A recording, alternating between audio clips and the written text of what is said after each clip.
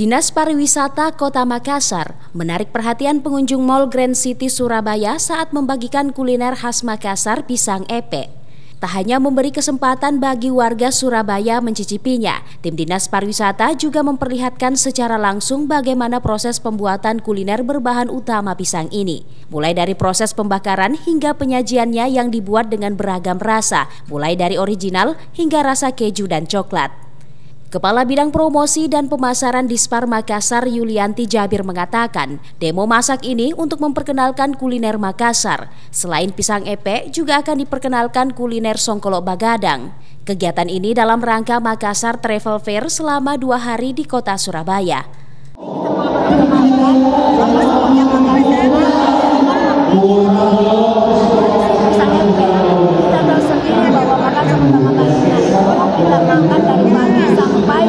Pagi lagi dengan menyajikan ini salah satu contoh yang sudah kita bikin untuk menarik minat penonton kota Makassar.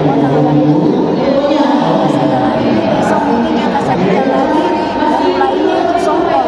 Kegiatan yang kedua yang dilaksanakan oleh Dinas Pariwisata kemarin itu kita memfasilitasi antara agen-agen travel dengan PHRI dan saat ini kami mempromosikan ya terkait destinasi-destinasi yang ada di pariwisata, begitu juga dengan event-event kami yang ada di Kota Makassar di tahun ini dan mengajak kepada masyarakat.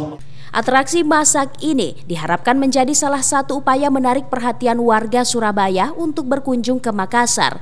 Apalagi kuliner Makassar menjadi banyak alasan wisatawan untuk melakukan perjalanan ke Kota Daeng, yang saat ini berupaya menggunakan brand sebagai kota makan enak. Sedikitnya 10 makanan lezat yang mesti dicicipi saat berkunjung ke Makassar, yakni coto, palu basah, sop saudara, calang kote, pisang ijo, palu mara, sop kondro, sop bakar, mie kering, dan pisang epe. Ira, Fajar TV dan Fajar Radio melaporkan.